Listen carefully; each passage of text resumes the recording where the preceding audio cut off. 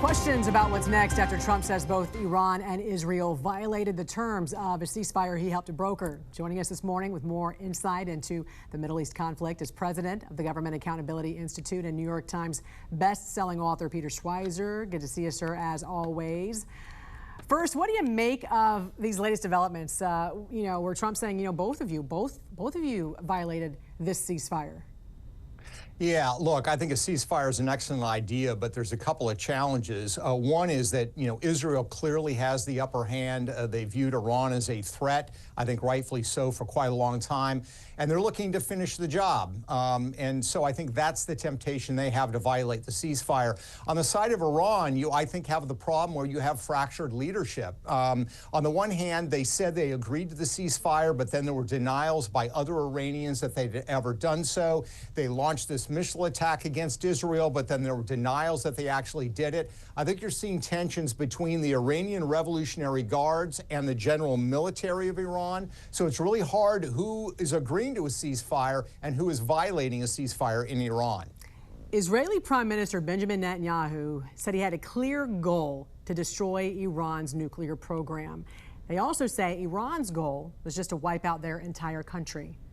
What's your thoughts? Do we trust the largest state sponsor of terror to agree to any peace negotiations? Yeah, I mean, that's the other thing. Of course, this could all be a ruse by the Iranians. They're saying one thing and doing the other. But I think their situation, frankly, is so desperate. I think they would love to have a ceasefire if it could hold, because Israel has absolutely devastated their nuclear infrastructure. They've also, by the way, killed off at least half a dozen senior leaders of the Iranian Revolutionary Guard, which is sort of the Praetorian Guard of the Iranian regime. They are more trusted than the regular military. So they have been absolutely devastated by this. And I think Netanyahu is correct in pointing out the problem is the nuclear arsenal. It's also the nature of the Iranian regime. Let's remember the leader, the Ayatollah, who's been in charge. He's 89 years old. He has not left the country since he took power in 1989. This is not somebody who has an appreciation or understanding of other countries, and of course has a huge hostility, not just to Israel, but to the general Judeo-Christian way of life, which he views as offensive and as a threat to his particular militant brand of Islam. Can there be peace with this regime?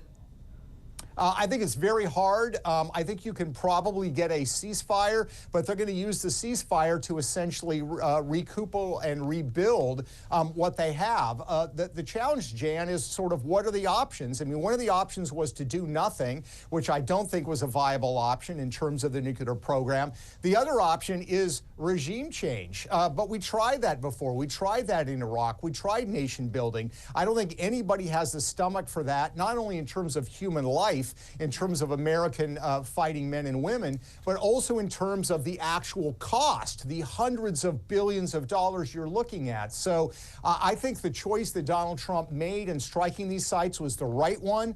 He had three choices, none of which were great. This was the best one. I think it was executed very well. And I think now it's a question of bringing the region together. Let's remember, when Trump took out Soleimani, the Iranian leader, in his first administration, there was all sorts of panic that this was going to lead to widespread war. What happened? In less than a year later, we got the Abraham Accords. So there is the possible potential here that this could have a wonderful effect in bringing region-wide peace. Very good point. And also, when you talk about, Iran trying to get other assets from other countries, enemy countries, we're talking, China and Russia. 4 years of the Biden administration strengthened those ties between Iran and China and Russia and North Korea. So would Iran even get involved with any war without the support of China or Russia?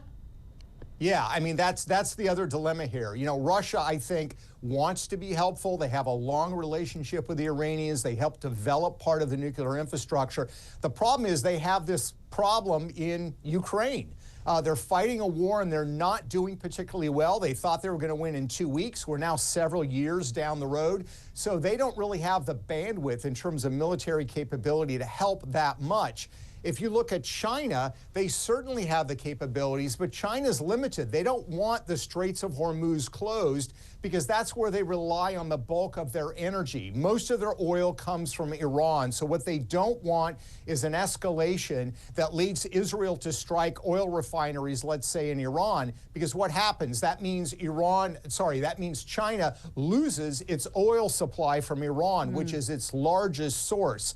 So their hands are tied as well. We should look for China to engage in other activities elsewhere. We need to be watching what's going on in Taiwan. We certainly need to look in the cyber area, look for cyber attacks. But really, those countries have a problem when it comes to Iran. They don't have a lot of great options, and the United States and Israel clearly have the upper hand. All right.